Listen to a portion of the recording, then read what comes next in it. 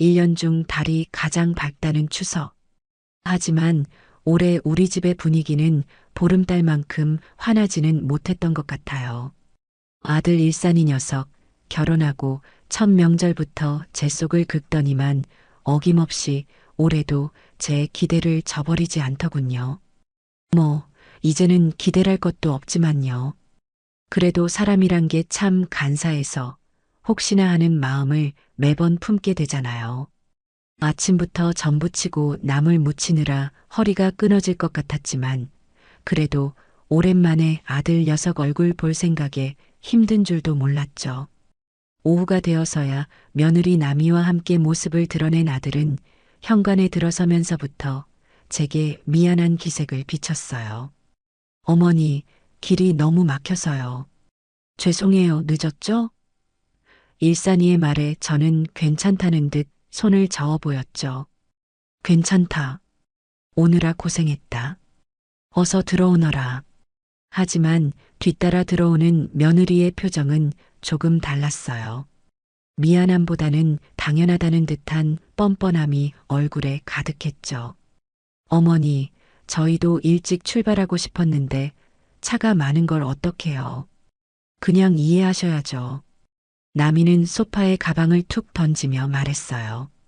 그 퉁명스러운 말투의 속에서 무언가 울컥 치밀어 올랐지만 명절날 아들 얼굴을 봐서 참기로 했어요. 그래요, 제가 참아야죠. 별 수 있나요? 그래, 피곤할 텐데 앉아 있어라. 곧 저녁 차려줄게. 제가 부엌으로 향하려는데 나미가 저를 불러 세웠어요. 아, 어머니. 이거요. 며느리가 내민 것은 제법 크고 화려한 포장지로 감싼 선물 상자였죠. 순간 혹시나 하는 마음이 들었어요. 올해는 이 아이가 철이 좀 들었나? 하는 그런 헛된 기대감 말이에요. 작년 추석에는 글쎄 마트에서 파는 양말 3개 묶음을 덜렁 주고는 생색을 있는 대로 내던 아이였거든요. 어머니, 이거 백화점에서 산 거예요.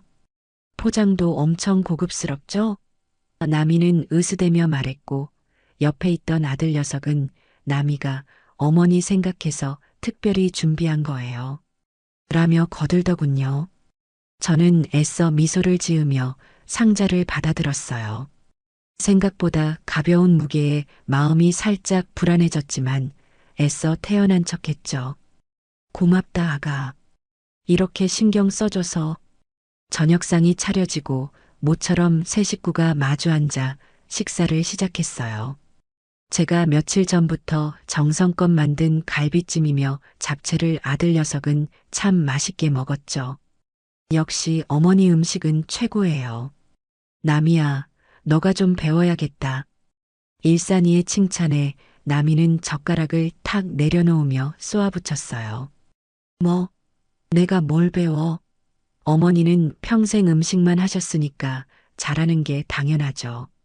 나는 바깥일 하느라 바쁜 사람이거든. 순간 분위기가 싸늘해졌어요. 저는 당황한 아들 녀석을 보며 애써 웃어 보였죠. 아니다.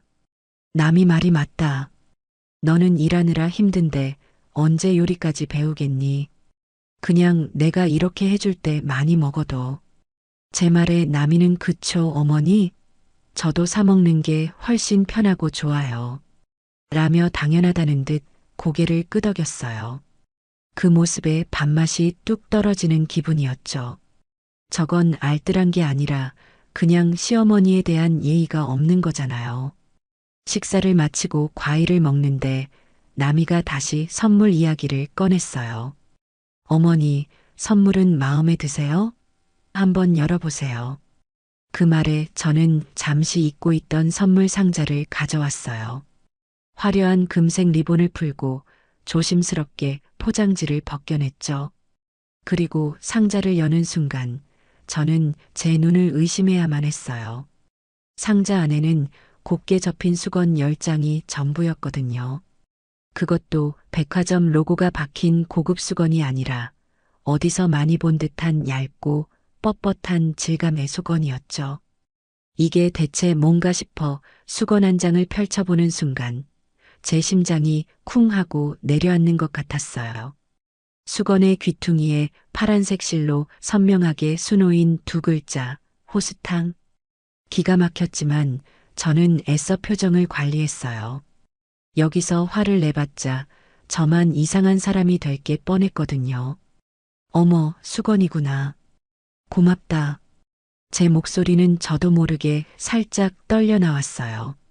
제 반응이 마음에 들지 않았는지 나미는 눈을 흘기며 말했어요.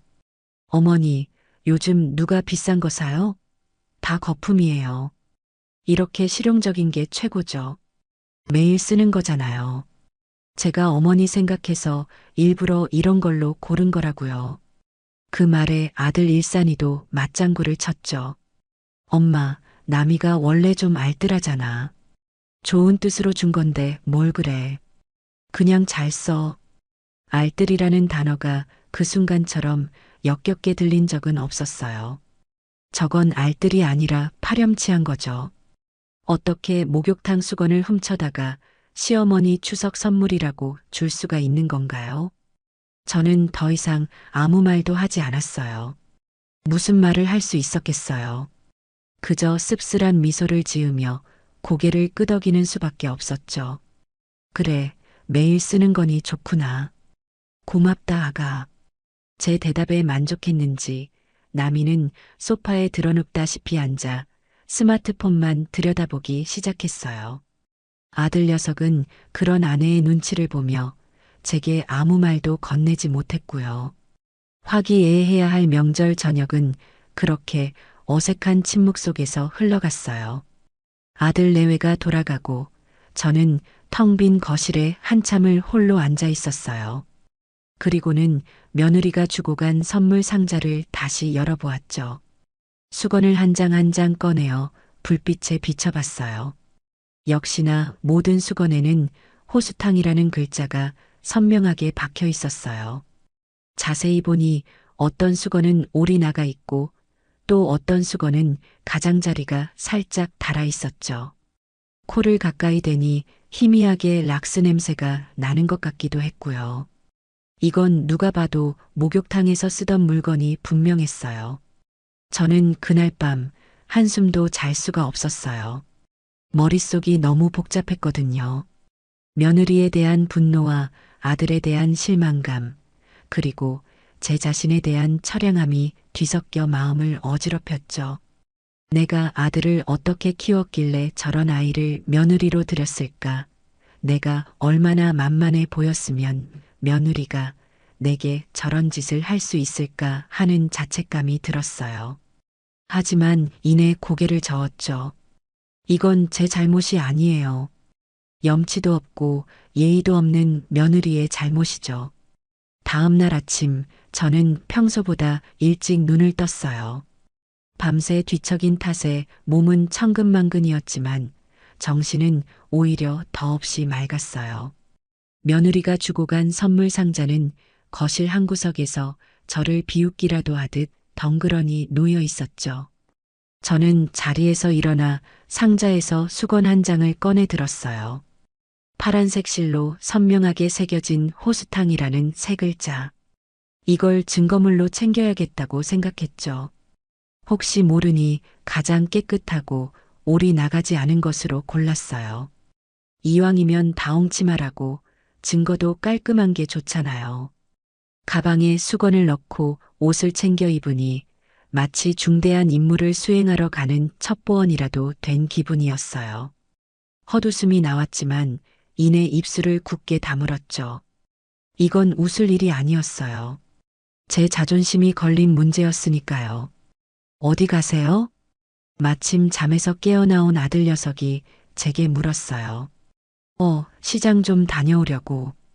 콩나물도 사고 두부도 좀 사오려고. 저는 아무렇지 않은 척 둘러댔어요. 아들은 네. 조심히 다녀오세요. 라며 별 의심 없이 다시 방으로 들어갔죠. 그 무심한 뒷모습을 보니 또 한 번 속에서 천불이 났어요. 저 녀석은 제 애미가 왜 이른 아침부터 낯선 목욕탕을 찾아 나서는지 꿈에도 모르겠지. 제 마누라가 무슨 짓을 했는지도 모르고. 하지만 지금은 아들에게 화를 낼 때가 아니었어요. 모든 것을 제 눈으로 확인하고 확실한 증거를 잡는 것이 우선이었죠. 집을 나서 버스 정류장으로 향하는 발걸음은 조금 떨렸어요. 제가 지금 잘하는 짓일까? 너무 일을 크게 만드는 건 아닐까 하는 걱정이 들기도 했죠. 하지만 버스에 올라 창밖을 바라보며 마음을 다잡았어요. 이건 일을 크게 만드는 게 아니라 잘못된 것을 바로잡는 과정일 뿐이라고요. 며느리의 행동은 단순한 실수가 아니었어요. 그건 명백한 기만이었고 저에 대한 무시였죠. 그걸 알면서도 덮어주는 건 시어머니로서 그리고 어른으로서 할 도리가 아니라고 생각했어요. 인터넷으로 미리 찾아본 호수탕은 시내 중심가에서 버스로 4정거장 정도 떨어진 동네에 있었어요. 생각보다 규모가 꽤 큰 오래된 건물이더군요. 버스에서 내려 목욕탕 입구로 다가가는데 심장이 쿵쾅거리기 시작했어요. 그리고 제 눈에 가장 먼저 들어온 것은 입구 유리문에 큼지막하게 붙어 있는 경고 문구였죠. 수건, 비품 외부 유출 시 절도죄로 법적 책임을 물을 수 있습니다. 저는 그 문구 앞에서 잠시 발을 멈췄어요. 심장이 철렁 내려앉는 기분이었죠. 우리 며느리는 저 글씨를 보고도 아무런 죄책감 없이 수건을 가방에 쑤셔 넣었을 걸 생각하니 분노를 넘어선 허탈감이 밀려왔어요. 어서 오세요. 카운터에 앉아있던 젊은 여직원이 스마트폰에서 눈도 떼지 않은 채 건성으로 인사했어요. 저는 애써 태어난 척 아무것도 모르는 평범한 손님인 척하며 목욕비를 계산했죠. 수건하고 열쇠요. 직원은 말없이 수건 2장과 사물함 열쇠를 카운터 위로 툭 밀어놓았어요. 그 수건을 받아드는 순간 집에서 가져온 증거물과 똑같은 뻣뻣한 감촉이 손끝에 전해졌죠. 더 이상 의심할 여지가 없었어요. 탈의실로 들어서니 후끈한 열기와 샴푸 냄새가 훅 끼쳐왔어요. 평일 오전이라 그런지 목욕탕은 비교적 한산했죠. 저는 옷을 벗고 탕 안으로 들어가기 전 수건 보관함을 유심히 살폈어요. 역시나 제가 받은 수건과 똑같은 수건들이 산더미처럼 쌓여 있었죠. 질감이며 색깔이며 그리고 무엇보다 그 선명한 호수탕이라는 파란색 자수까지. 제 의심은 이제 빼도 박도 못할 확신이 되었어요. 뜨끈한 물에 몸을 담그고 있으니 밤새 쌓였던 피로가 조금은 풀리는 것 같았지만 머릿소리는 여전히 복잡했어요. 주변을 둘러보니 다들 평화롭게 목욕을 즐기고 있었죠. 저만 빼고요. 저는 마치 암행어사라도 된 것처럼 목욕탕 구석구석을 훑어봤어요. 샴푸와 린스는 커다란 공용 용기에 담겨 있었고 비누도 마찬가지였죠. 우리 며느리는 저런 것도 챙겨갔을까? 하는 엉뚱한 생각까지 들었어요. 한쪽 구석에서 서로 등을 밀어주는 모녀, 친구와 수다를 떨며 웃는 아주머니들. 모두가 평범한 일상을 보내고 있었어요. 저들의 눈에는 제가 그저 똑같은 손님으로 보이겠죠. 하지만 저는 지금 아주 중요한 임무를 띠고 이곳에 와 있었어요. 한참 동안 탕에 앉아 이런저런 생각을 정리했어요. 일단 증거는 확실해졌으니 이제부터는 어떻게 움직여야 할지 계획을 세워야 했죠. 감정적으로 나서서 일을 그르칠 수는 없었어요. 더 확실하고 더 명백한 증거를 잡거나 아니면 이 목욕탕 주인과 이야기를 해서 해결책을 찾아야 했어요. 저는 후자를 택하기로 마음먹었죠. 제가 직접 나서는 것보다 이 일의 직접적인 피해자인 목욕탕 주인을 끌어들이는 것이 더 현명한 방법이라고 판단했어요. 목욕을 마치고 옷을 갈아입은 뒤 저는 다시 카운터로 향했어요. 일종의 탐색전이었죠. 저기요, 아가씨.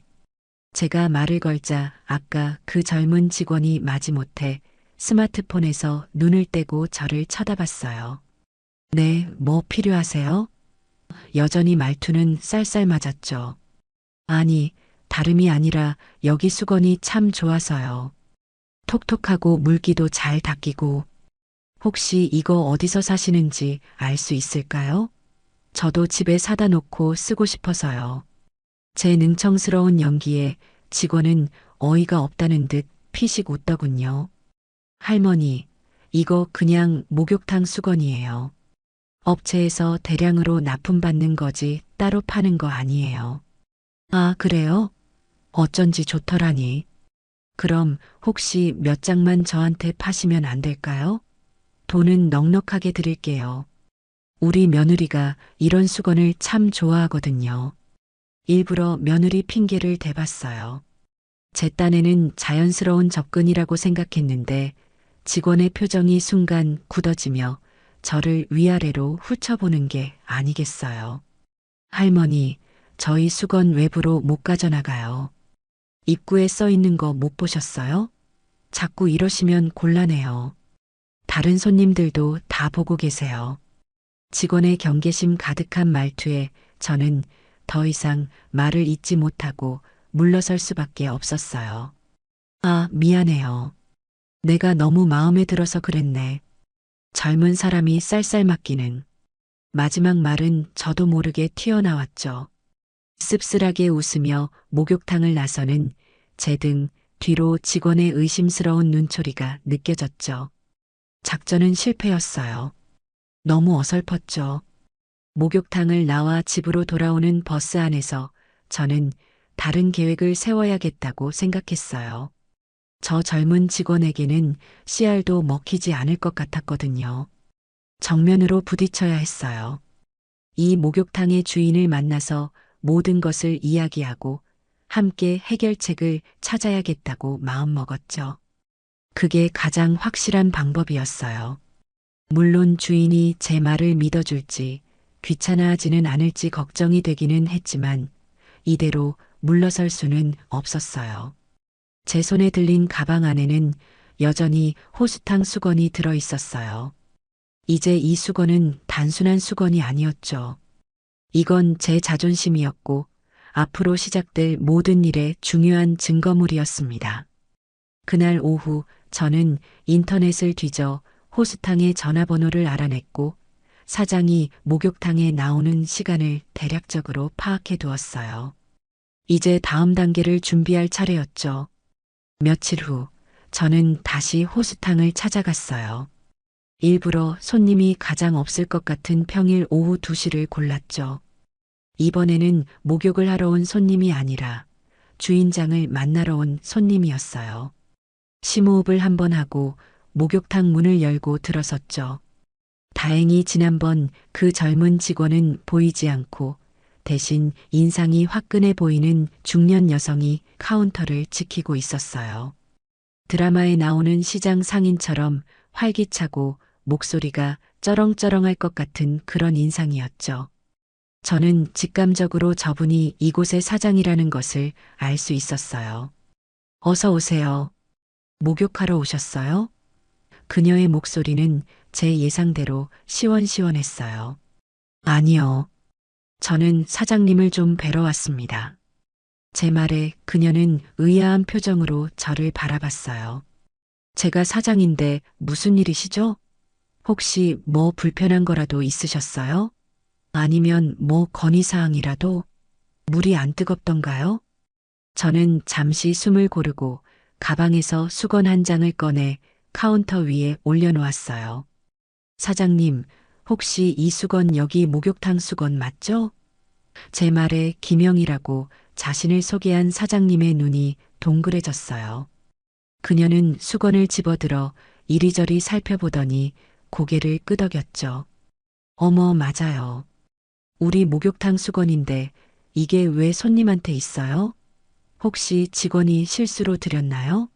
아니면 지난번에 오셨다가 깜빡하고 가져가셨나? 괜찮아요. 살다 보면 그럴 수도 있죠. 그녀는 대수롭지 않다는 듯 웃어 보였어요. 저는 고개를 저으며 차분하게, 하지만 단호하게 입을 열었죠. 아니요, 사장님. 이건 제 며느리가 지난 추석에 저에게 선물이라고 준 겁니다. 네, 며느리가요? 이걸 선물이라고요? 김 사장님의 목소리가 카운터에 쩌렁쩌렁 울렸어요.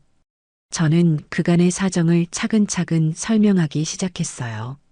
추석날 며느리가 백화점에서 샀다며 건넨 선물 상자 이야기, 그 안에서 나온 목욕탕 수건들, 실용적인 게 최고라며 생색내던 며느리의 뻔뻔한 태도, 그리고 그걸 말리기는커녕 동조하던 아들 녀석의 한심한 모습까지.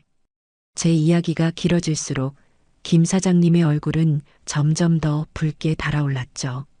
세상에, 세상에. 별의별 사람 다 봤어도 이런 경우는 또 처음이네.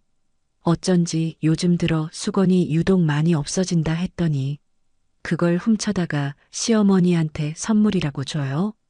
이게 사람이 할 짓이에요? 김 사장님은 제 손을 덥석 잡으며 저보다 더 분개했어요. 마치 자기 일처럼 화를 내는 그녀의 모습에 저는 오히려 조금 진정이 되는 기분이었죠.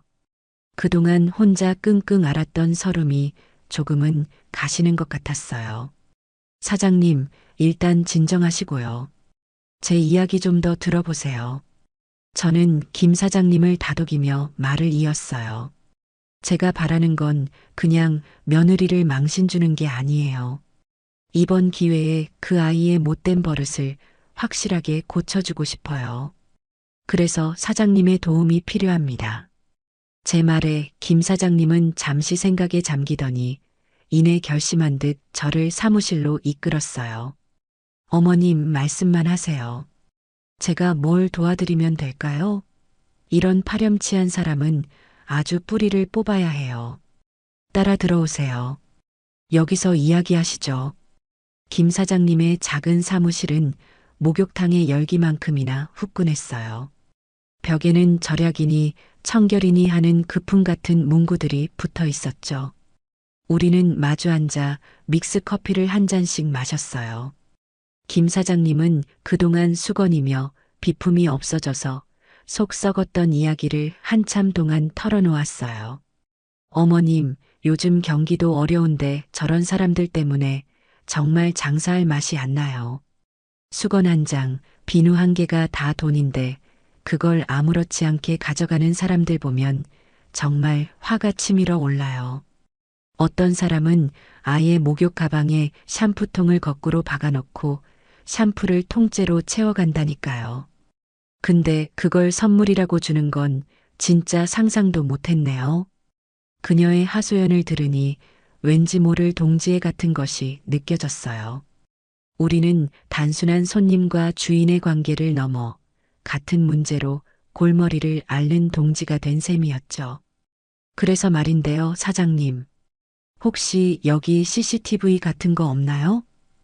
제 질문에 김 사장님의 눈이 반짝였어요. 왜 없어요? 당연히 있죠. 탈의실 입구랑 카운터 쪽은 다 찍히고 있어요. 아이고, 어머님. 제가 왜 그 생각을 못했을까요? 맨날 없어진 뒤에야 한탄만 했지. 돌려볼 생각은 못했네요. 김 사장님은 당장이라도 CCTV를 확인해 보자며 자리에서 벌떡 일어났어요. 좋아요. 그럼 우리 한번 확인해 보죠. 제 며느리가 언제 다녀갔는지 정확히는 모르지만 추석 전 며칠 사이일 거예요. 인상착의는 키는 보통이고 좀 마른 체형이에요. 머리는 길고요. 우리는 CCTV 녹화 영상을 재생하는 모니터 앞에 나란히 앉았어요. 이제 진실이 밝혀질 시간이 다가오고 있었죠. 저는 긴장된 마음에 마른 침을 삼켰어요. 부디 제 예상이 틀렸기를. 하지만 마음 한구석에서는 며느리의 뻔뻔한 얼굴이 떠오르며 그럴 리 없다고 속삭이고 있었어요. 화면 속 수많은 사람들 중에서 며느리를 찾아내는 것은 쉽지 않은 일이었지만 우리는 포기하지 않았죠. 우리는 이제 한 팀이었으니까요. 모니터 화면 속에서는 수많은 사람들이 목욕탕을 드나들고 있었어요. 우리는 며칠치 녹화 분량을 빠르게 돌려보며 며느리 나미의 얼굴을 찾기 시작했죠. 눈이 빠질 것처럼 아팠지만 누구 하나 힘들다는 내색 없이 화면에 집중했어요. 김 사장님은 아이고, 저 아줌마는 또 오셨네. 올 때마다 수건 2장씩 가져가는 양반인데. 라며 혀를 차기도 했고, 저는 혹시나 며느리가 아는 사람이라도 화면에 나올까 조마조마한 마음으로 지켜봤어요. 그렇게 몇 시간이 흘렀을까요? 저녁때가 다 되어갈 무렵 드디어 김 사장님이 어머님, 저 사람 맞죠? 라며 화면의 한 부분을 손가락으로 가리켰어요. 화면 속에는 익숙한 얼굴, 바로 제 며느리 나미가 있었어요. 추석 이틀 전 오후였죠. 목욕을 마치고 나오는 듯 머리카락은 미처 다 말리지 못해 촉촉하게 젖어 있었죠. 나미는 탈의실을 나오면서 주변을 두리번거리더니 아무도 보지 않는 것을 확인하고는 품속에서 무언가를 꺼내 잽싸게 자신의 커다란 가방 안으로 쑤셔 넣었어요. 각 잡힌 모양새와 부피, 누가 봐도 그건 수건이었죠. 한두 장이 아니었어요. 서너 장은 좋게 되어 보였어요. 그 모습을 본 저는 심장이 철렁 내려앉는 기분이었죠. 설마 했는데 제 눈으로 직접 확인하니 그 충격은 이루 말할 수 없었어요. 하지만 그게 끝이 아니었어요. 우리는 영상을 계속해서 지켜봤죠. 나미는 카운터 옆에 비치된 공용빗을 마치 제 것인 양 자연스럽게 가방에 넣었고, 심지어는 다른 손님이 잠시 자리를 비운 사이 그 사람의 바구니에서 샘플용 샴푸까지 챙기는 대담함을 보였어요. 그걸로도 모자랐는지 정수기 옆에 놓인 종이컵 한 줄을 통째로 뽑아 가방에 넣더군요. 그 모든 행동이 너무나 자연스럽고 익숙해 보였죠. 한두 번 해본 솜씨가 아니었어요. 저는 어이가 없어 말도 나오지 않았고, 옆에 앉은 김 사장님은 입을 틀어막고 경악을 금치 못했죠.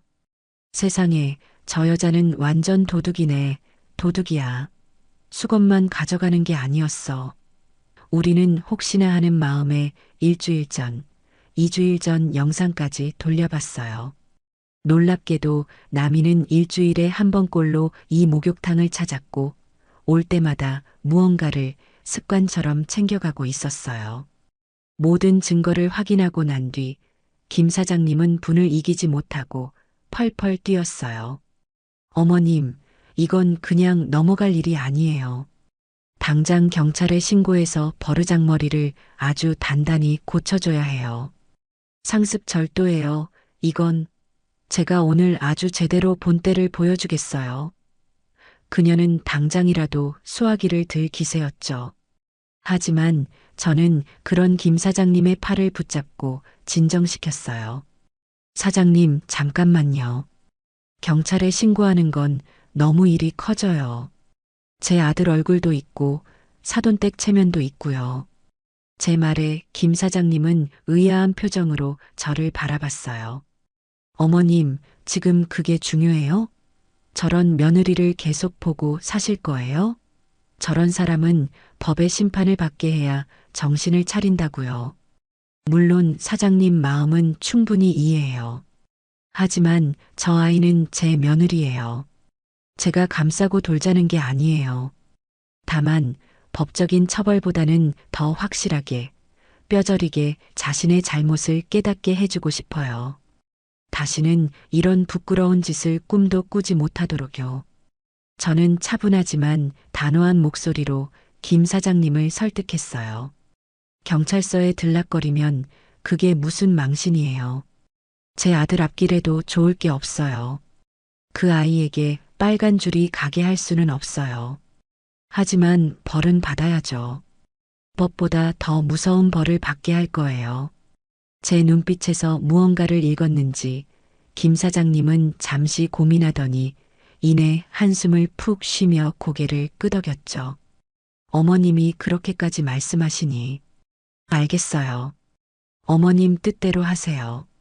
대신 제가 도울 일 있으면 언제든지 말씀하시고요. 정말 어머님은 보살이시네요. 그렇게 저는 김 사장님이라는 든든한 아군을 얻게 되었어요. 복수심보다는 며느리를 제대로 가르쳐야겠다는 제 진심이 그녀에게도 통한 것 같았죠. 우리는 함께 그 뻔뻔한 절도 장면이 담긴 CCTV 영상을 USB에 고스란히 담았어요. 이제 가장 강력한 무기가 제 손에 들어온 셈이었죠. 이제 이 무기를 어떻게 사용하느냐에 모든 것이 달려 있었어요. 저는 며칠 동안 생각에 잠겼어요. 이 강력한 무기를 언제, 어디서, 어떻게 사용해야 가장 효과적일지 고민하고 또 고민했죠. 섣불리 며느리에게 영상을 들이밀며 다그치는 것은 최악의 방법이었어요. 분명 어머니가 저를 의심해서 몰래 뒤를 캔 거예요? 라며 적반하장으로 나올 게 뻔했거든요. 아들 녀석도 제게 서운함을 느낄 테고요. 그래서는 안 됐죠. 이 일은 며느리 스스로가 자신의 잘못을 모든 사람 앞에서 깨닫고 부끄러워 고개를 들지 못하게 만들어야 했어요. 다시는 남의 물건에 손을 대거나 시어머니를 기만할 생각을 꿈에도 꾸지 못하도록요. 그렇게 며칠을 고민하던 어느 날이었어요. 거실벽에 걸린 달력을 무심코 바라보는데 다음 주 토요일에 동그라미 표시와 함께 사돈 생신이라고 적어둔 글씨가 눈에 들어왔죠. 바로 며느리 나미의 어머니, 제 사부인의 칠순 생신이었어요. 그 글씨를 보는 순간 제 머릿속에서 캄캄한 밤하늘에 번개가 치듯 기가 막힌 계획 하나가 떠올랐습니다. 그래요, 바로 이거였어요. 무대는 바로 사돈의 칠순 잔칫날. 수많은 하객과 친지들이 모인 바로 그곳에서 며느리가 제게 주었던 선물을 가장 화려한 방식으로 되돌려주는 거예요. 저는 이 계획이 너무나 마음에 들어 저도 모르게 무릎을 탁 쳤어요. 이건 단순한 복수가 아니었죠. 이건 예술이었어요. 며느리가 제게 주었던 모욕을 수백 배로 돌려주면서도 제 손에는 피 한 방울 묻히지 않는 아주 우아한 방법이었죠. 제 입가에 저절로 미소가 번졌어요. 몇 주 동안 제 속을 시커멓게 태웠던 분노와 서름이 눈 녹듯 사라지고 그 자리에는 짜릿한 기대감과 확신이 들어찼죠. 다음 날 저는 곧장 김영애 사장님께 전화를 걸었어요. 사장님, 저예요. 지난번에 갔던 할머니요. 제 목소리에 김 사장님은 금세 저를 알아보고 반갑게 맞아주었죠. 아이고, 어머님. 안녕하세요. 무슨 일로 전화하셨어요? 혹시 그 며느리가 또 속 썩이던가요? 아니요, 그런 건 아니고요. 제가 아주 좋은 계획이 생각나서요. 사장님 도움이 꼭 필요할 것 같아서 전화드렸어요.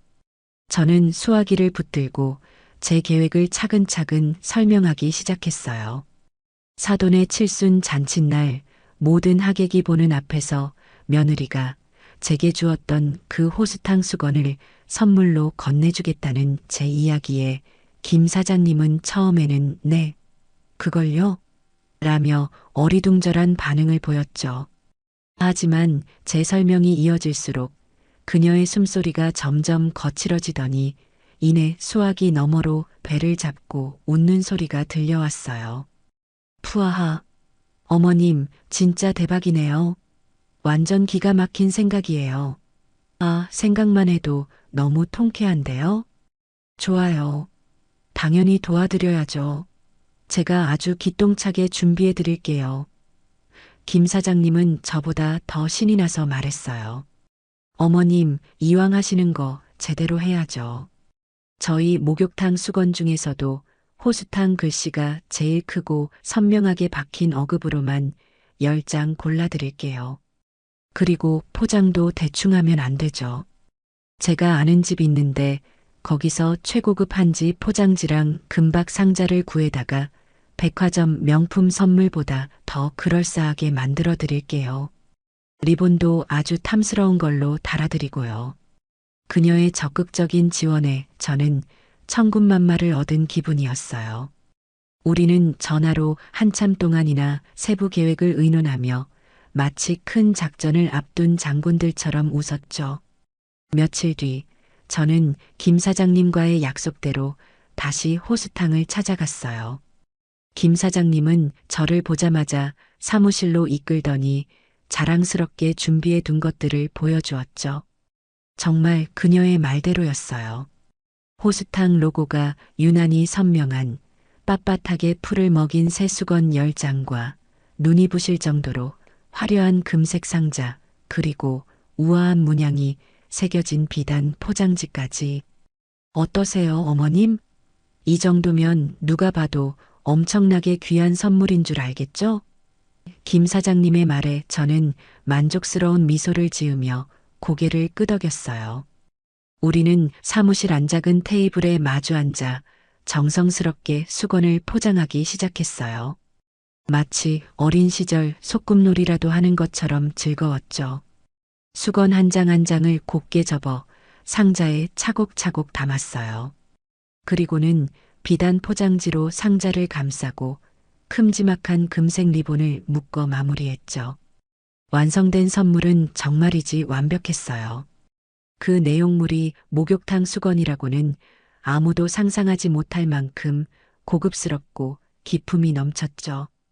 이야, 이거 정말 대단한데요. 우리 며느리가 보면 아마 기절초풍할 거예요. 제 말에 김 사장님도 웃음을 터뜨렸어요. 그러게 말이에요. 어머님, 그날 잔치 끝나고 꼭 후기 들려주셔야 해요. 저도 너무 궁금해서 잠이 안 올 것 같아요. 선물을 챙겨 목욕탕을 나서는데 김 사장님이 저를 붙잡으며 봉투 하나를 쥐어주었어요. 어머님, 이거 축의금이라도 보태세요. 제 마음이에요. 봉투 안에는 빳빳한 5만원권 지폐 몇 장이 들어 있었죠. 저는 괜찮다며 손사래를 쳤지만 김 사장님은 기어코 제 손에 봉투를 쥐어주며 말했어요. 제 속을 다 시원하게 해주셨는데 이 정도는 아무것도 아니에요. 어머님은 제 은인이나 다름없어요. 그 따뜻한 마음에 저는 코끝이 찡해지는 것을 느꼈어요. 며느리 때문에 생긴 악연이 이렇게 좋은 인연을 만들어주기도 한다는 사실이 참 아이러니했죠.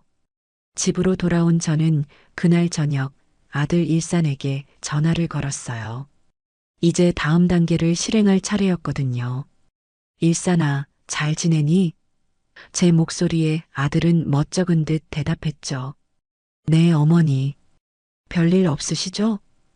추석 이후로 아들 녀석은 제게 전화를 한 통도 하지 않았어요. 아마 제 눈치를 보느라 그랬을 테죠.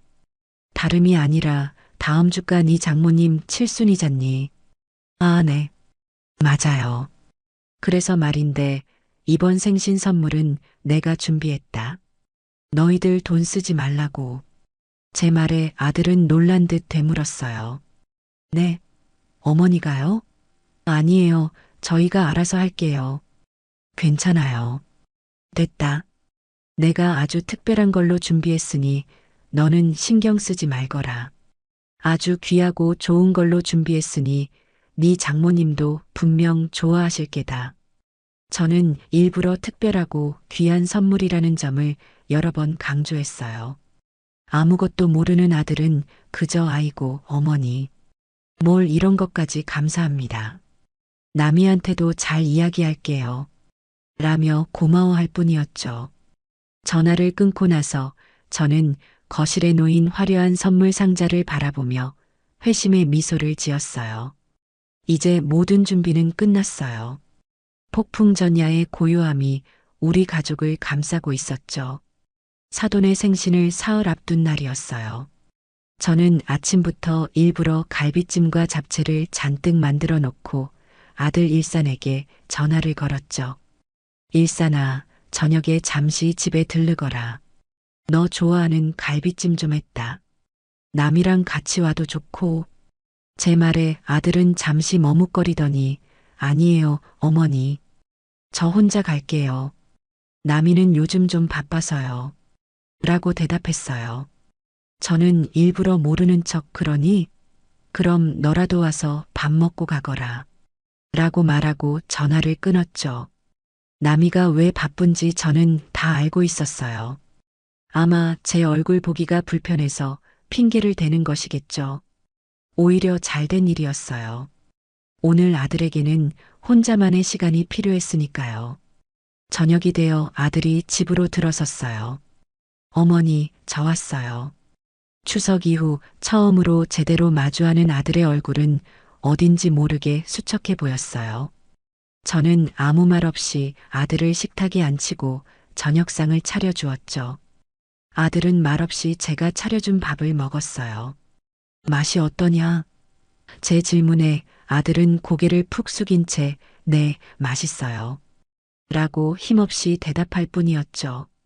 우리 사이에는 어색한 침묵이 흘렀어요. 식사를 마치고 과일을 내어온 뒤 저는 드디어 본론을 꺼내기로 마음먹었어요. 더 이상 시간을 끌 필요가 없었죠. 저는 안방 서랍에 넣어두었던 USB 하나를 꺼내 아들 앞에 테이블 위로 조용히 밀어놓았어요. 아들은 영문을 모르겠다는 표정으로 USB와 제 얼굴을 번갈아 쳐다봤죠. 어머니, 이게 뭐예요? 아들의 목소리에는 불안한 기색이 역력했어요. 저는 아들의 눈을 똑바로 쳐다보며 나지막이 말했어요. 네 아내의 진짜 모습이란다. 너가 직접 보고 판단하거라. 제 말의 의미를 알아차렸는지 아들의 얼굴이 하얗게 질리기 시작했어요. 어머니, 이게 대체 무슨 말씀이세요? 일단 보고 나서 이야기하자꾸나. 네 노트북 가져왔니? 아들은 잠시 망설이더니 떨리는 손으로 가방에서 노트북을 꺼냈어요. 그리고는 USB를 노트북에 꽂았죠. 저는 아무 말 없이 맞은편에 앉아 아들의 표정 변화를 하나하나 지켜봤어요. 파일이 열리고 화면에 호스탕 탈의실 입구에 CCTV 영상이 나타났어요. 처음에는 별다른 움직임 없는 화면을 무표정하게 바라보던 아들의 얼굴이 화면에 아내 나미가 등장하는 순간 굳어지기 시작했죠. 주변을 두리번거리다 품속에서 수건 뭉치를 꺼내 가방에 쑤셔 넣는 아내의 모습을 본 아들의 입이 살짝 벌어졌어요. 믿을 수 없다는 듯 아들은 화면을 정지시키고 확대를 해보기도 했죠. 하지만 아무리 봐도 그건 자신의 아내, 이남이가 맞았어요. 영상은 계속해서 재생되었어요. 빗을 훔치고 샘플 샴푸를 챙기고 심지어 종이컵 한 줄을 통째로 뽑아가는 아내의 모습이 나올 때마다 아들의 얼굴은 경악으로 물들어갔어요. 그건 더 이상 알뜰함의 범주에 속하는 행동이 아니었죠. 명백한 절도 행위였어요. 다른 날짜의 영상들에서조차 똑같은 행동을 반복하는 아내의 모습을 확인한 아들은 결국 노트북을 셔터 내리듯 쾅 닫아버렸어요. 아들은 아무 말도 하지 못했어요. 그저 고개를 푹 숙인 채 자신의 손만 내려다보고 있었죠. 어깨가 가늘게 떨리고 있었어요. 이윽고 아들의 눈에서 굵은 눈물방울이 뚝뚝 테이블 위로 떨어지기 시작했어요. 어머니 정말 죄송해요. 제가 다 잘못했어요. 아들은 어린아이처럼 엉엉 소리내어 울기 시작했어요. 그 울음소리에는 아내에 대한 실망감, 자신에 대한 자책감, 그리고 저에 대한 미안함이 모두 뒤섞여 있었죠. 제가 아내를 잘못 만난 것도 제 잘못이고 그런 아내의 말만 믿고 어머니 속상하게 해드린 것도 다 제 잘못이에요. 어머니 정말 죄송합니다. 저는 자리에서 일어나 우는 아들의 등을 조용히 토닥여 주었어요. 화가 나기도 했지만 제 앞에서 이렇게 무너져 내리는 아들을 보니 안쓰러운 마음이 더 컸어요. 일산아, 이제라도 알았으면 됐다. 제 말에 아들은 더 서럽게 울었죠. 한참 동안 아들을 울게 내버려 둔 뒤 저는 다시 자리에 앉아 입을 열었어요. 일산아, 이건 단순히 남이가 물건 몇 개 훔친 것의 문제가 아니란다. 이건 습관의 문제고 양심의 문제야. 그리고 너와 나, 우리 가족 전체를 기만한 문제이기도 해. 이대로 넘어가면 남이는 앞으로 더 큰 잘못을 저지를 수도 있어. 그러니 이번에 확실히 바로잡아야 한다. 제 단호한 말에 아들은 눈물을 닦으며 고개를 끄덕였어요. 네, 어머니 그런데 어떻게 해야 할지 모르겠어요. 남이한테 이걸 보여주면 우리 어떻게 되는 거예요? 아들의 목소리는 불안감으로 가득 차 있었죠. 저는 그런 아들의 손을 꼭 잡아주며 제 계획을 이야기해 주었어요. 그래서 내가 선물을 준비한 거란다. 사돈의 칠순 잔치에서 모든 사람이 보는 앞에서 남이가 제게 주었던 그 수건을 선물로 되돌려줄 생각이야. 제 계획을 들은 아들은 기겁하며 저를 말렸어요. 어머니, 안 돼요. 그건 너무 잔인하잖아요. 장모님 생신 잔치를 망칠 수는 없어요. 그리고 다른 사람들도 다 보는데 남이가 어떻게 고개를 들고 다녀요. 그럼 어쩌자는 말이냐? 너가 지금 남이를 감싸는 거니?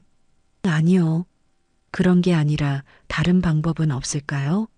저희끼리 조용히 해결할 수는. 조용히? 추석날 나에게 그런 모욕을 줄 때는 조용하지 않더니 이제 와서 조용히 해결하자고. 일사나 정신 차리거라. 남이 같은 아이는 이런 충격 요법이 아니면 절대 바뀌지 않아. 잠깐 창피하고 말 일이라고 생각하니? 아니, 이건 남이 스스로가 자신의 부끄러운 행동을 온몸으로 깨닫게 하는 과정이야. 그래야 다시는 그런 짓을 안 하지. 저는 아들에게 단호하게 말했어요. 그리고 이건 너에게도 선택의 기회를 주는 거란다. 계속 그렇게 잘못된 아내의 편에 서서 무능한 아들이자 남편으로 살 것인지 아니면 지금이라도 잘못된 것을 바로잡고 떳떳한 가장으로 설 것인지 너가 선택하거라. 만약 너가 끝까지 남이 편에 선다면 나도 더 이상 너를 아들로 생각하지 않을 생각이다. 제 마지막 말은 아들에게 비수처럼 꽂혔을 거예요. 아들은 한참 동안이나 고개를 숙인 채 말이 없었죠. 그리고는 마침내 결심한 듯 고개를 들었어요. 눈물로 젖은 그의 눈에는 이전에는 볼 수 없었던 단단한 결의가 서려 있었죠. 알겠습니다, 어머니. 어머니 말씀대로 할게요. 제가 어머니를 돕겠습니다. 아들의 그 한마디에 저는 비로소 이 긴 싸움의 끝이 보이기 시작하는 것을 느꼈습니다. 마침내 운명의 날이 밝았어요. 사돈의 칠순 잔치가 열리는 날이었죠. 저는 아침부터 목욕제개를 하고 가장 아껴두었던 고운 한복을 꺼내 입었어요. 화장대 앞에 앉아 은은하게 화장을 하며 거울 속의 저를 바라봤죠. 제 얼굴에는 긴장감과 결연함이 동시에 서려 있었어요. 오늘 저는 단순히 사돈의 생신을 축하하러 가는 것이 아니었죠. 저는 전쟁터에 나가는 장수와도 같은 심정이었어요. 거실 한쪽에 위풍당당하게 놓여 있는 화려한 선물 상자를 보니 비장한 마음마저 들었죠. 약속 시간이 되어 아들 일산이 저를 데리러 왔어요. 말끔하게 양복을 차려입은 아들의 얼굴에도 긴장한 기색이 역력했죠. 어머니, 준비 다 되셨어요? 그럼 가자꾸나. 우리는 함께 선물 상자를 들고 집을 나섰어요. 차를 타고 잔치가 열리는 연회장으로 가는 내내 우리 사이에는 무거운 침묵이 흘렀어요. 아들은 아무 말 없이 운전만 했고 저 역시 창밖만 바라보았죠. 우리는 서로의 마음을 너무나 잘 알고 있었기에 굳이 말이 필요 없었어요. 잔치가 열리는 곳은 시내에서 가장 큰 뷔페 식당의 연회장이었어요. 입구부터 화려한 꽃 장식과 사돈의 젊은 시절 사진이 담긴 현수막이 우리를 맞았죠. 연회장 안은 이미 수많은 하객들로 북적이고 있었어요. 시끌벅적한 음악과 사람들의 웃음소리가 가득했죠. 잔치의 주인공인 사돈내외는 입구에서 손님들을 맞이하느라 여념이 없었어요. 아이고, 사부인. 어서 오세요. 이렇게 귀한 걸음 해주셔서 정말 감사합니다. 사돈은 제 손을 잡으며 환하게 웃었어요. 저는 애써 미소를 지으며 사부인, 생신 진심으로 축하드립니다. 오늘 정말 고우시네요. 라고 인사했죠. 그때 저쪽에서 화사한 원피스 차림의 며느리 나미가 우리를 향해 달려왔어요. 어머니, 오셨어요? 아유, 우리 어머니 오늘 너무 고우시다. 나미는 언제나처럼 싹싹하고 살가운 며느리의 가면을 쓰고 있었어요. 제 팔짱을 끼며 온갖 아양을 떠는 모습에 저는 속으로 헛웃음을 쳤죠. 그래, 마음껏 즐기려무나. 오늘이 너의 그 가식적인 미소를 볼 수 있는 마지막 날이 될 테니. 나미는 저와 아들을 테이블로 안내했어요. 그리고는 잔치가 진행되는 내내 완벽한 딸이자 며느리인 척 연기했죠. 친척 어른들에게 일일이 인사를 하고 음식을 가져다 나르고 아이들을 챙기는 모습은 누가 봐도 칭찬할 만한 모습이었어요. 몇몇 친척들은 저를 보며 사부인은 정말 며느리 하나는 잘 얻으셨네. 저렇게 싹싹하고 예쁜 며느리가 어디 있어. 라며 부러워하기도 했죠. 그럴 때마다 저는 그저 네, 복에 넘치죠. 라며 알 수 없는 미소만 지어 보였어요. 아들 일사는 그런 아내의 모습을 착잡한 표정으로 바라볼 뿐이었죠. 시간이 흘러 식사가 어느 정도 마무리되고 전문 사회자의 진행에 따라 본격적인 칠순 잔치 행사가 시작되었어요. 케이크 커팅식이 끝나고 자녀들의 감사 편지 낭독이 이어졌죠. 나미는 남편인 일산을 부추겨 단상에 올라가게 했고 일산은 마지못해 장모님께 드리는 감사 편지를 읽었어요. 그 모습을 지켜보는 나미의 얼굴에는 뿌듯함과 자랑스러움이 가득했죠. 그리고 마침내 모든 행사의 하이라이트인 선물 증정 시간이 다가왔어요. 사회자는 유쾌한 목소리로 외쳤죠. 자, 이제 오늘의 주인공이신 두 분을 위한 선물 증정식이 있겠습니다. 가장 먼저 사위와 따님이 준비한 선물을 받아보겠습니다.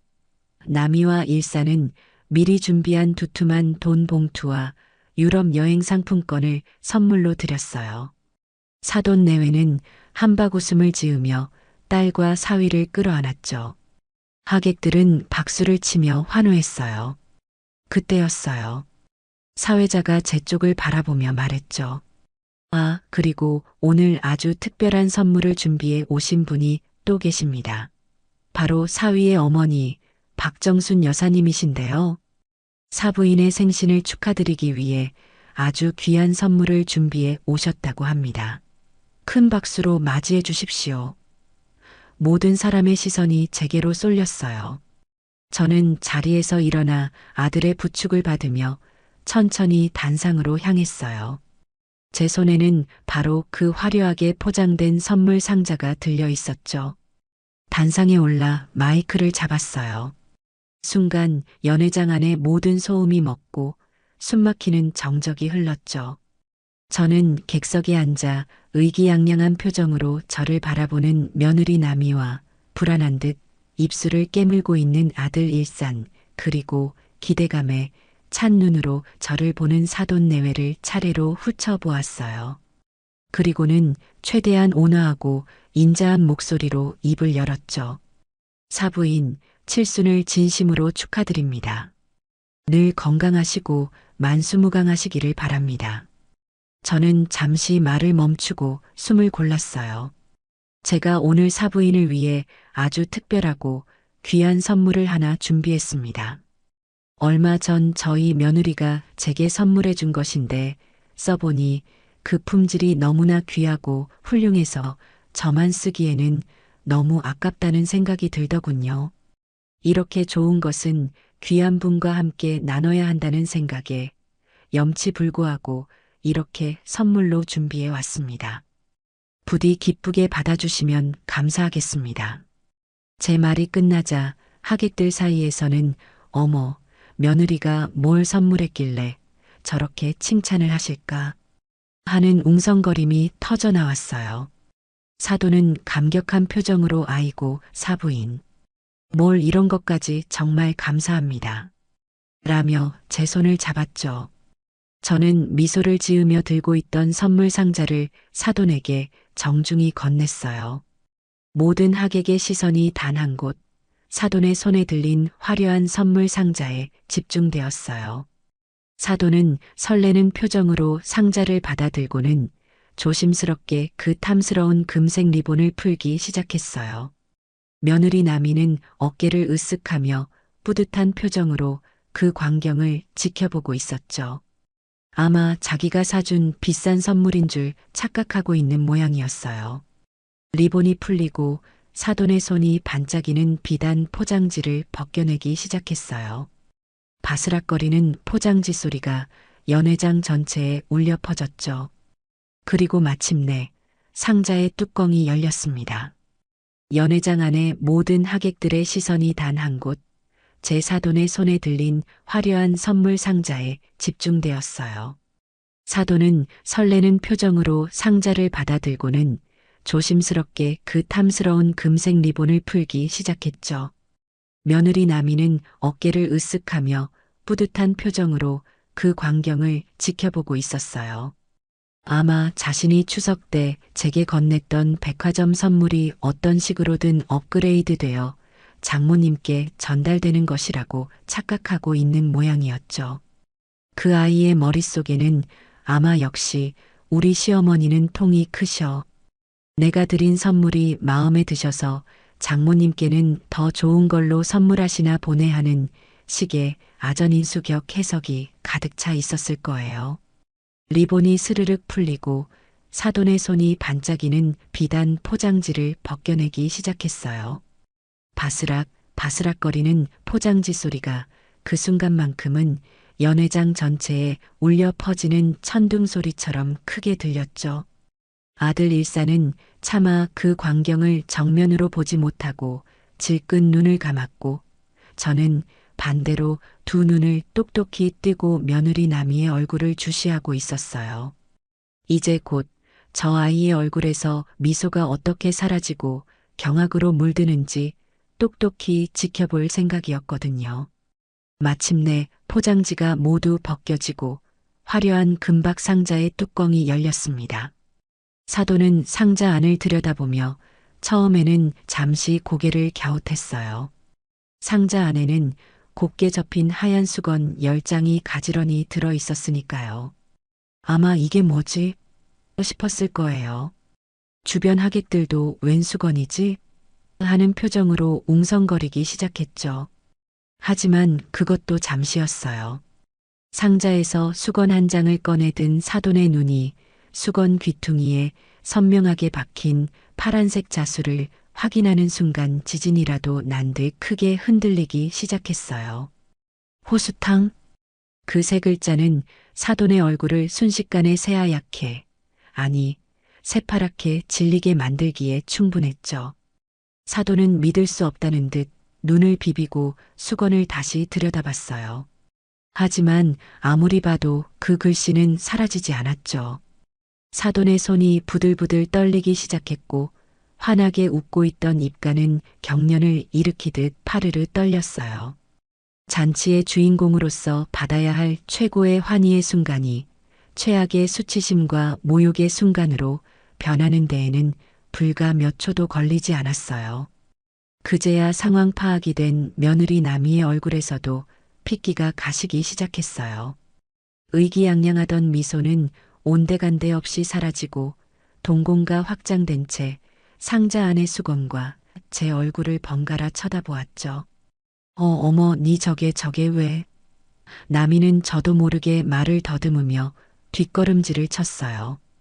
그 아이는 아마 상상도 못했을 거예요. 자신이 시어머니에게 건넨 그 하찮은 목욕탕 수건이 이렇게 화려한 포장을 하고 자신의 어머니 칠순 잔치 단상 위에 오르게 될 줄은요. 분위기가 순식간에 싸늘하게 얼어붙었어요. 사회자마저 당황해서 어쩔 줄 몰라 했고 하객들은 무슨 영문인지 몰라 서로 눈치만 보고 있었죠. 그 숨막히는 정적을 깬 것은 바로 사돈이었어요. 이성을 잃은 사돈은 손에 들고 있던 수건을 바닥에 내팽개치더니 자리에서 벌떡 일어나 나미에게 달려갔어요. 그리고는 나미의 등짝을 손바닥으로 세게 후려치며 고함을 질렀죠. 이남이, 이게 대체 무슨 짓이야? 너 이게 뭔지 나한테 설명 좀 해봐. 쩌렁쩌렁 울리는 사돈의 목소리에 연회장은 그야말로 아수라장이 되었어요. 나미는 비명을 지르며 주저앉았고 사돈은 분을 이기지 못하고 계속해서 소리쳤죠. 이게 무슨 망신이야? 이 망할 계집애야. 너 대체 무슨 짓을 하고 다니는 거니? 사돈의 남편과 다른 자식들이 달려들어 말렸지만 한번 터진 분노는 쉽게 가라앉지 않았어요. 저는 그 모든 광경을 단상 위에서 조용히, 아주 조용히 내려다보고 있었죠. 그리고는 마이크를 다시 잡았어요. 이제 이 연극의 마지막 대사를 읊을 시간이었으니까요. 저는 최대한 온화하고 인자한 목소리로 하지만 연회장에 있는 모든 사람에게 들릴 만큼 또렷하게 말했어요. 사부인 진정하세요. 그리고 하객 여러분, 잠시만 제 이야기를 들어주시면 감사하겠습니다. 제 말에 소란스러웠던 연회장이 조금씩 조용해졌어요. 저 수건은 얼마 전 추석에 저희 며느리가 저를 위해 백화점에서 직접 골랐다며 선물해준 아주 귀한 수건입니다. 제 말에 하객들은 더욱더 혼란스러운 표정을 지었죠. 저는 말을 이었어요. 제가 며칠 써보니 호수탕의 수건이 어찌나 질이 좋고 톡톡한지 저만 쓰기에는 너무 아깝다는 생각이 들었습니다. 그래서 이렇게 좋은 것은 제 소중한 사부인과도 함께 나누고 싶어 오늘 특별히 선물로 준비해 온 것입니다. 부디 제 깊은 뜻을 오해하지 말아주셨으면 합니다. 호수탕 수건이 참 좋더군요. 제 말이 끝나자마자 연회장 안은 그야말로 폭탄이라도 맞은 것처럼 발칵 뒤집혔어요. 눈치 빠른 몇몇 사람들은 상황을 파악하고는 웃음을 터뜨렸고 또 다른 사람들은 제 며느리를 향해 손가락질하며 수군거리기 시작했죠. 목욕탕 수건을 훔쳐다 시어머니한테 선물로 줬대. 그걸 또 시어머니는 사돈 생일 선물로 되돌려줬네. 세상에 저 며느리 얼굴 두꺼운 것 좀 봐. 그런 말들이 비수처럼 날아와 며느리 나미의 심장에 박혔을 거예요. 나미는 하얗게 질린 얼굴로 바닥에 주저앉아 고개도 들지 못했죠. 자신의 잘못이, 자신의 탐욕이, 자신의 어리석음이 만천하에 공개되는 순간이었어요. 사돈의 칠순 잔치는 그렇게 제 며느리의 공개 처형장이 되어버렸습니다. 사돈의 칠순 잔치는 그야말로 아수라장이 되어 막을 내렸어요. 주인공이었던 사돈 내외는 하객들에게 고개도 제대로 들지 못했고 제 며느리 나미는 친정 식구들에게 이끌려 도망치듯 연회장을 빠져나갔죠. 남은 하객들은 저희 가족을 흥미로운 구경거리 삼아 수군거리기 바빴어요. 저는 그 모든 시선을 당당하게 받아내며 아들 일산의 손을 잡고 조용히 연회장을 나왔어요. 차를 타고 집으로 돌아오는 내내 아들은 운전대만 잡은 채 아무 말도 하지 않았죠. 그 아이의 심정도 아마 저만큼이나 복잡하고 괴로웠을 거예요. 그날 밤 사돈에게서 전화가 걸려왔어요. 수화기 너머로 들려오는 사돈의 목소리는 잔뜩 잠겨 있었죠. 사부인 정말 면목이 없습니다. 제가 딸 자식을 잘못 키웠습니다. 드릴 말씀이 없네요. 저는 그런 사돈을 담담한 목소리로 위로했어요. 사부인, 너무 마음 쓰지 마세요. 나미도 이번 일로 큰 교훈을 얻었을 겁니다. 아이들 일은 아이들이 해결하도록 우리 어른들은 지켜보시죠. 전화를 끊고 나니 왠지 모를 허탈감이 밀려왔어요. 통쾌하긴 했지만 마음 한구석이 아리고 쓰린 것은 어쩔 수 없었죠. 다음 날 저녁 아들 일산이 퇴근길에 나미를 데리고 집으로 찾아왔어요. 퉁퉁 부은 눈에 초점 없는 얼굴을 한 나미는 제 앞에 고개를 푹 숙인 채 서 있었죠. 어제 연회장에서의 그 뻔뻔하고 기고만장하던 모습은 온데간데 없었어요. 우리는 거실 소파에 마주 앉았어요. 무거운 침묵이 우리 세 사람을 짓눌렀죠. 그 침묵을 깬 것은 아들 일산이었어요. 아들은 이전에 우유부단하고 어리숙한 모습이 아니었어요. 차갑고 단호한 목소리로 아내를 다그쳤죠. 이남이, 너가 대체 왜 그랬는지 오늘 어머니 앞에서 전부 다 사실대로 말해. 변명이나 거짓말할 생각은 꿈도 꾸지 마. 아들의 말에 나미의 어깨가 움찔 떨렸어요. 하지만 나미는 한참 동안이나 입을 열지 않았죠. 그러자 일산의 목소리가 더욱 높아졌어요. 말하라니까. 당신의 그 하찮은 욕심 때문에 어머니가, 그리고 내가, 당신의 부모님이, 어제 거기 있던 모든 사람이 얼마나 끔찍한 창피를 당했는지 알아? 그런데도 아직 입이 안 떨어져? 남편의 거센 추궁에 나미는 결국 와르르 무너져 내렸어요. 흐느끼기 시작하며 그간의 일을 모두 털어놓았죠. 잘못했어요. 제가 정말 잘못했어요. 나미는 울먹이며 말했어요. 사실은 갖고 싶은 가방이 있었어요. 가방? 내 새로 나온 명품 가방인데 너무 갖고 싶어서 그래서 돈을 모으고 있었어요. 당신한테 말하면 잔소리할 것 같아서 몰래 아끼고 아껴서 돈을 모았는데 추석이 다가오니까 어머니 선물 살 돈이 너무 아까웠어요. 기가 막혔어요. 고작 명품 가방 하나 때문에 그깟 사치품 하나 때문에 시어머니에게 목욕탕 수건을 선물하고 목욕탕 비품을 훔치는 파렴치한 짓을 저질렀다는 사실에 저는 할 말을 잃었어요. 알뜰함이라는 가면 뒤에 숨겨진 그 지독한 이기심과 허영심에 몸서리가 쳐졌죠. 일사는 더 큰 충격을 받은 듯 했어요. 뭐, 가방? 고작 그깟 가방 때문에 우리 어머니를 그렇게 무시하고 도둑질까지 했다는 거야? 너 정말 제정신이야? 미안해요. 정말 미안해요. 순간 제가 미쳤었나 봐요. 순간 미쳤어?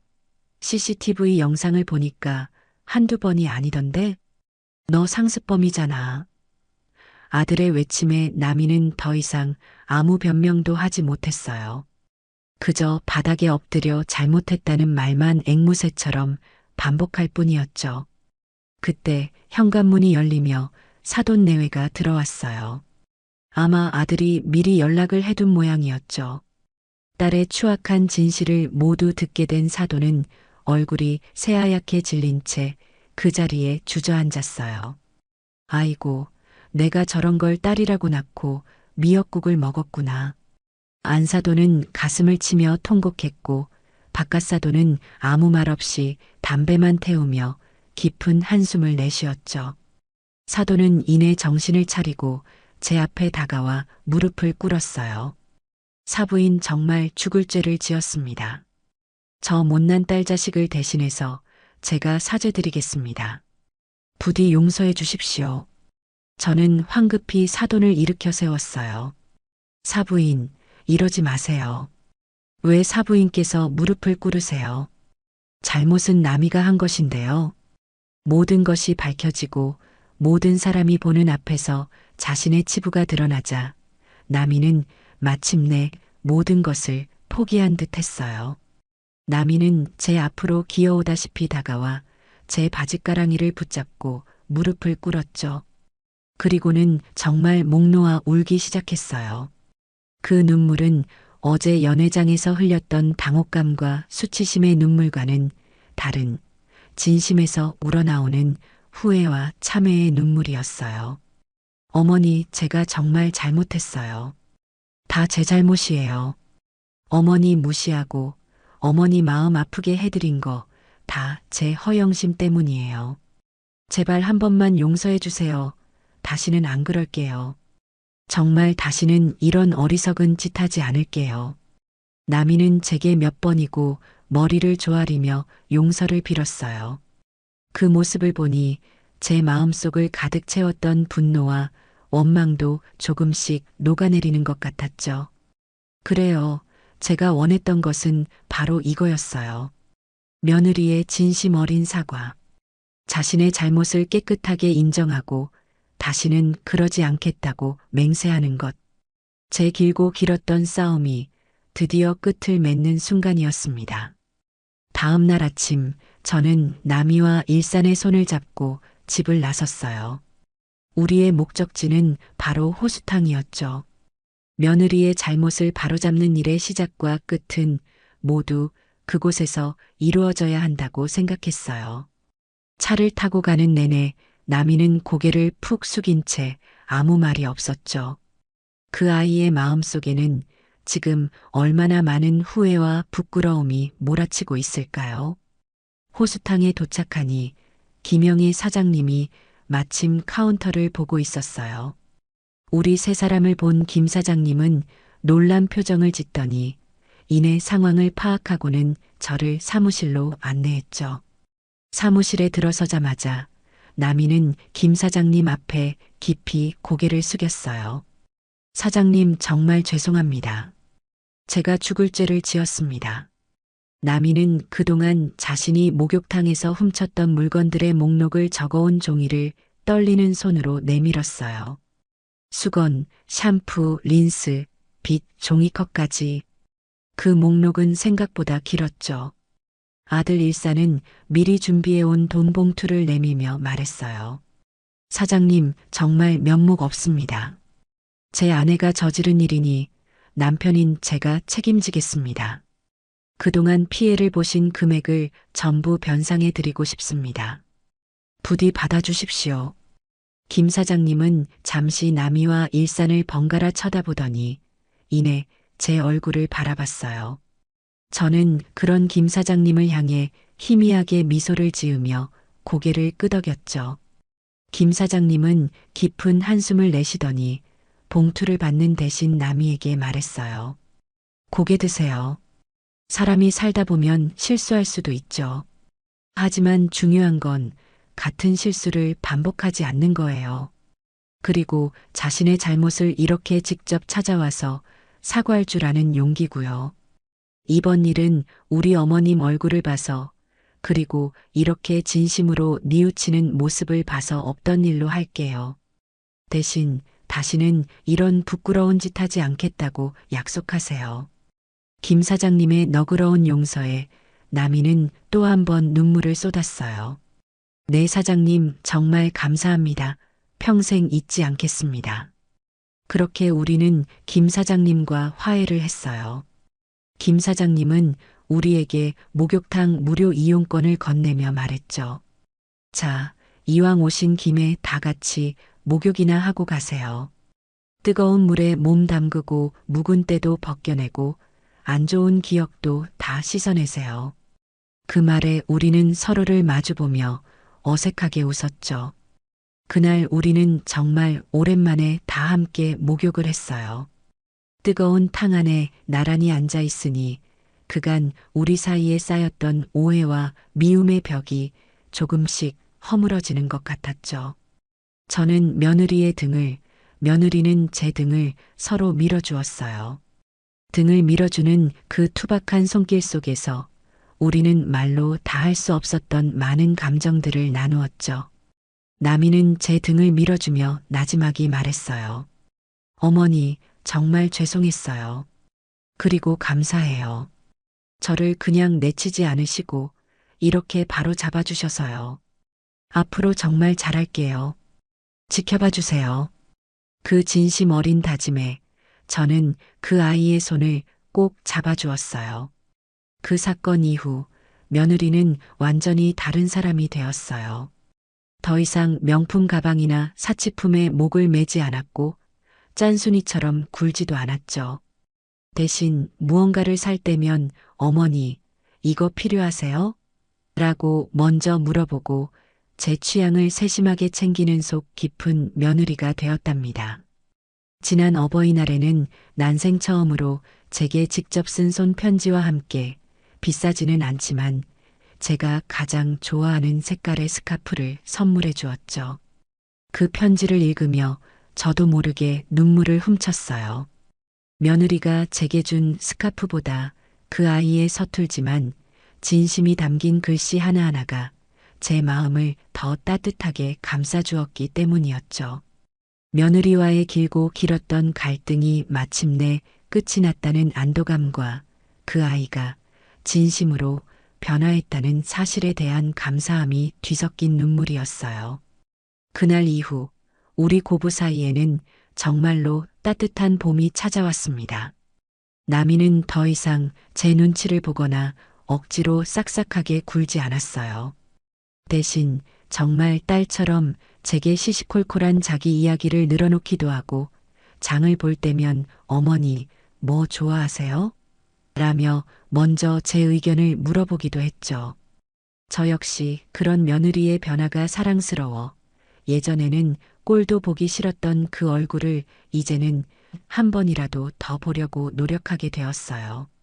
그렇게 평화로운 나날이 이어지던 어느 초여름 날이었어요. 부산에 사는 제 여동생 정희에게서 전화가 한 통 걸려왔죠. 언니 잘 지내? 나 다음 주에 서울 올라가. 여동생은 저보다 5살 아래였지만 어릴 적부터 성격이 깐깐하고 자기 주장이 강한 아이였어요. 특히 자기 아들과 며느리에 대한 자부심이 하늘을 찔러 저를 만날 때마다 은근히 제 아들 일산과 며느리 나미를 비교하며 속을 긁어대곤 했죠. 어머, 웬일이야? 갑자기 서울에는 무슨 일로? 제 질문에 동생은 목소리를 한껏 높여 자랑하듯 말했어요. 우리 사위 알지? 이번에 회사에서 최연소 부장으로 승진했잖아. 그래서 서울 본사로 발령받아서 집 알아보러 같이 가는 거야. 가는 김에 언니 얼굴도 보고 가려고. 그 말을 듣는 순간 제 마음속에 작은 불안감이 싹 텄어요. 아니나 다를까 동생은 본론을 꺼냈죠. 언니, 내가 들은 소문이 있는데 작년에 사돈어른 칠순 잔치에서 좀 안 좋은 일이 있었다며? 말들이 많더라고. 요즘은 괜찮고? 역시나였어요. 아마 잔치에 참석했던 먼 친척 중 누군가가 말을 옮긴 모양이었죠. 소문이라는 것이 의뢰 그렇듯 좋은 이야기는 축소되고 나쁜 이야기는 부풀려져 동생의 귀에까지 들어갔을 게 뻔했어요. 저는 애써 태어난 목소리로 대답했죠. 아이고, 지난 일을 뭐하러 이야기하니. 다 잘 해결됐고 지금은 아무 문제 없이 잘 지낸다. 정말이야? 그래도 그렇지, 언니. 내가 보기에 언니 며느리는 처음부터 좀 맹랑한 구석이 있었어. 언니가 너무 잘해주니까 애가 버릇이 없어진 거야. 며느리는 처음부터 꽉 잡아야 하는 건데. 동생은 자기가 무슨 인생의 선배라도 되는 양절을 가르치려 들었어요. 저는 더 이상 말을 섞고 싶지 않아 적당히 전화를 끊었지만 마음은 착잡하기 그지없었죠. 며칠 뒤 동생이 정말로 우리 집에 찾아왔어요. 저는 혹시나 하는 마음에 며느리에게는 미리 연락하지 않았죠. 괜히 동생의 뾰족한 말을 듣고 상처받을까 걱정되었기 때문이에요. 하지만 운명의 장난이었을까요? 동생과 한참 이야기를 나누고 있는데 현관문 비밀번호 누르는 소리가 들리더니 며느리 나미가 불쑥 들어서는 게 아니겠어요. 어머니, 저 왔어요. 근처에 외근 나왔다가 어머니 좋아하시는 빵 사왔는데. 나미는 환하게 웃으며 들어서다 소파에 앉아있는 동생을 보고는 그 자리에 우뚝 멈춰 섰어요. 이모님, 안녕하세요. 동생 역시 예상치 못한 며느리의 등장에 살짝 놀란 듯 했지만 이내 특유의 쌀쌀맞은 표정으로 나미를 위아래로 훑어보았죠. 어머, 새아가구나. 오랜만이네. 그런데 미리 연락도 없이 불쑥 찾아오는 건 무슨 경우니? 동생의 첫마디는 가시가 돋친 말이었어요. 나미의 얼굴이 순간 굳어지는 것이 보였지만 그 아이는 이내 다시 미소를 지으며 고개를 숙였어요. 죄송해요, 이모님. 제가 생각이 짧았어요. 오실 줄 알았으면 미리 연락드리는 건데.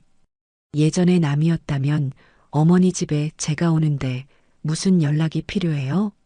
라며 쏘아붙였을 테지만 지금의 남이는 달랐어요. 그 아이는 묵묵히 동생의 비난을 받아내고 있었죠. 저는 그런 며느리의 모습이 안쓰러워 서둘러 나섰어요. 아니다, 정이야. 내가 남이한테 언제든지 편하게 오라고 했다.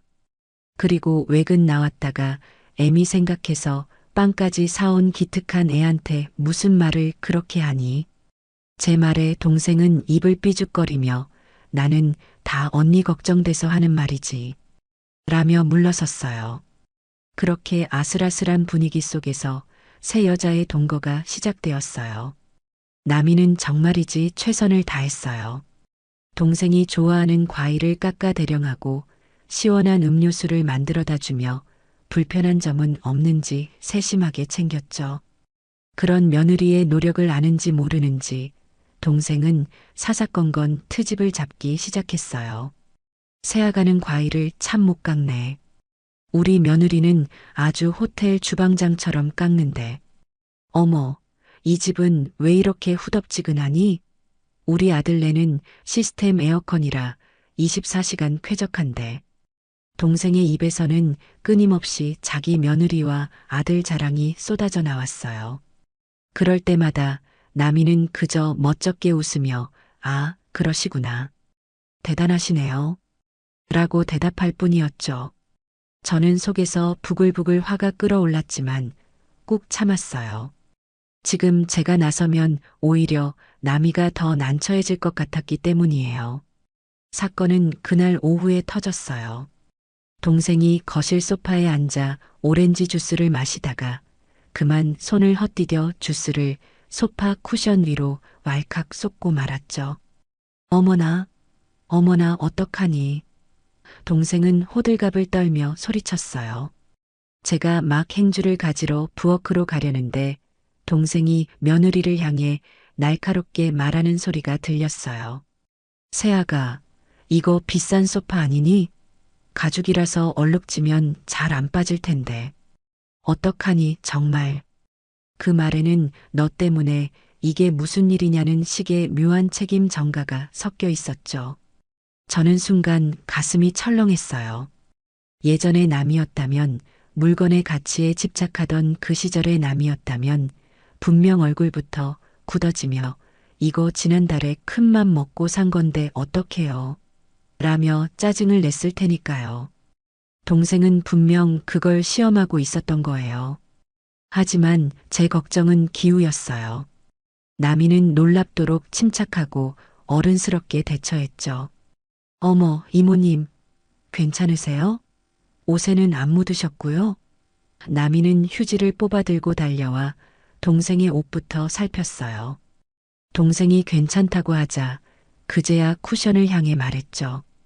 괜찮아요, 이모님. 소파야 얼룩지면 닦으면 되죠. 가죽 전용 클리너로 닦으면 금방 지워질 거예요. 너무 놀라지 마세요. 그 말을 듣는 순간 저는 저도 모르게 감동하고 말았어요. 우리 며느리가 정말 변했구나. 물건보다 사람을 먼저 생각할 줄 아는 아이가 되었구나. 저는 나미가 너무나 대견하고 자랑스러웠죠.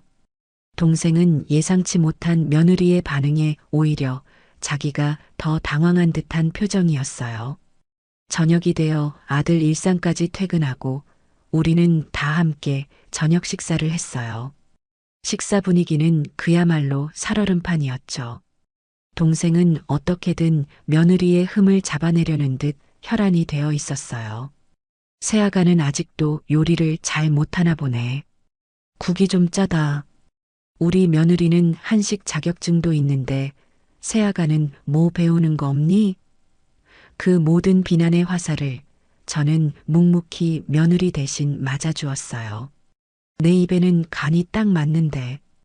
그리고 우리 남이는 바깥일 하느라 바빠서 요리 배울 시간도 없다. 제 방어에 동생은 불만스러운 표정을 지었죠. 그리고 마침내 동생은 최후의 카드를 꺼내 들었어요. 더 이상 참을 수 없다는 듯 수저를 탁 내려놓으며 정면으로 며느리를 공격하기 시작했죠. 세아가, 내가 오늘 보니까 사람은 참 착한 것 같은데 그래도 그렇지. 작년에 그 일은 대체 어떻게 된 거니? 아무리 생각이 없어도 그렇지. 어떻게 시어머니한테 목욕탕 수건을 선물할 생각을 다 하니? 우리 집에는 정말 상상도 못할 일이다. 동생의 직접적인 공격에 식탁의 분위기는 꽁꽁 얼어붙었어요. 남이의 얼굴은 새하얗게 질려 수저를 든 채 그대로 굳어버렸고 아들 일산은 분노로 얼굴이 벌개졌죠. 이모. 일산이 소리치려는 순간이었어요. 저는 조용히 손을 들어 아들을 제지했어요. 그리고는 제 동생, 정희를 똑바로 쳐다보며 나지막이 가지만 그 누구도 거역할 수 없는 단호한 목소리로 말했죠.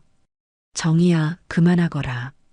제 말에 동생은 기세등등하던 표정을 거두고 저를 쳐다봤어요. 저는 말을 이었어요. 사람은 누구나 다 실수를 하고 살아. 너도 그렇고 나도 그렇고. 하지만 자기 잘못을 깨끗하게 인정하고 다시는 그런 실수를 반복하지 않으려고 노력하는 게 더 중요한 거야.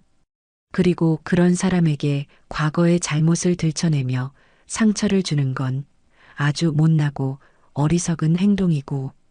저는 잠시 숨을 고른 뒤 굳어있는 며느리의 손을 따뜻하게 잡아주며 말했어요.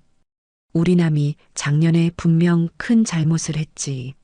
하지만 그 아이는 자신의 잘못을 누구보다 아프게 뉘우쳤고 지난 1년 동안 더 좋은 사람이 되기 위해 정말 많이 노력했단다. 나는 다 봤어. 나는 지금 자기 잘못을 덮으려고만 하는 완벽한 며느리보다 자신의 부족함을 인정하고 변화하려고 노력하는 우리 남이가 세상 그 어떤 며느리보다 더 대견하고 자랑스럽단다. 제 말이 끝나자 식탁에는 칼로 베인 듯한 무거운 침묵이 흘렀어요. 동생 정희는 마치 찬물을 뒤집어 쓴 사람처럼 얼굴이 벌개져서 아무 말도 하지 못했고 아들 일사는 저를 존경과 안도가 뒤섞인 눈빛으로 바라보고 있었죠. 그리고 제 옆에 며느리 나미는 어깨를 들썩이며 조용히 눈물을 뚝뚝 흘리고 있었어요. 그건 슬픔이나 부끄러움의 눈물이 아니었어요. 그건 자신이 받은 상처를 자신을 가장 미워했을 거라고 생각했던 시어머니가 직접 나서서 감싸주고 변호해 주었다는 사실에 대한 깊은 감동과 감사의 눈물이었죠. 저는 조용히 며느리의 어깨를 감싸 안아 주었어요. 괜찮다. 이제는 다 괜찮다. 하는 무언의 위로를 담아서요. 그날 저녁 식사는 그렇게 끝이 났어요. 동생은 입맛이 없다며 먼저 자리에서 일어나 손님방으로 들어가 버렸고 저와 아들, 며느리는 말없이 남은 음식을 정리했죠. 어색할 법도 한데 이상하게도 우리 세 사람 사이에는 편안하고 따뜻한 기운이 감돌았어요. 마치 큰 전쟁을 함께 치르고 난 전우들처럼요. 설거지를 하는 며느리의 뒷모습을 아들은 사랑스럽다는 듯 가만히 지켜보고 있었어요. 그 아이의 눈빛은 예전처럼 아내의 눈치를 보는 불안한 눈빛이 아니라 한 명의 온전한 인격체로서 아내를 존중하고 아끼는 성숙한 남편의 눈빛이었죠. 동생이 방으로 들어간 뒤 아들이 제게 다가와 조용히 말했어요. 어머니, 오늘 정말 감사했습니다. 그리고 존경합니다. 아들의 진심 어린 한마디에 저는 그저 웃으며 아들의 어깨를 두드려 주었죠. 됐다. 내가 내 식구 감싸는 게 뭐 그리 대단한 일이라고. 너는 이제 남이 옆에 가서 위로해 주거라. 오늘 많이 놀랐을 게다. 제 말에 아들은 고개를 끄덕이고는 며느리에게로 향했어요. 그날 밤 저는 잠이 오지 않아 거실 소파에 앉아 멍하니 창밖을 바라보고 있었어요. 그때 며느리 나미가 조용히 제 옆으로 다가와 앉았죠. 손에는 따뜻한 대추차 두 잔이 들려 있었어요. 어머니, 잠 안 오세요? 따뜻한 차 한 잔 드세요. 우리는 한참 동안 아무 말 없이 차만 마셨어요. 창밖의 달빛이 거실 안으로 은은하게 쏟아져 들어왔죠. 어머니 한참 만에 며느리가 저를 불렀어요. 그 아이의 목소리는 아직도 살짝 잠겨 있었죠. 오늘 정말 감사했어요. 저는 이모님 말씀이 다 맞는 말씀이라서 사실 아무 말도 할 수가 없었어요. 제가 저지른 잘못이니까 평생 제가 안고 가야 할 십자가라고 생각했거든요. 그래서 누가 저를 손가락질하고 비난해도 다 감수해야 한다고 생각했어요. 그런데 어머니께서 제 편을 들어주실 줄은 정말 꿈에도 몰랐어요.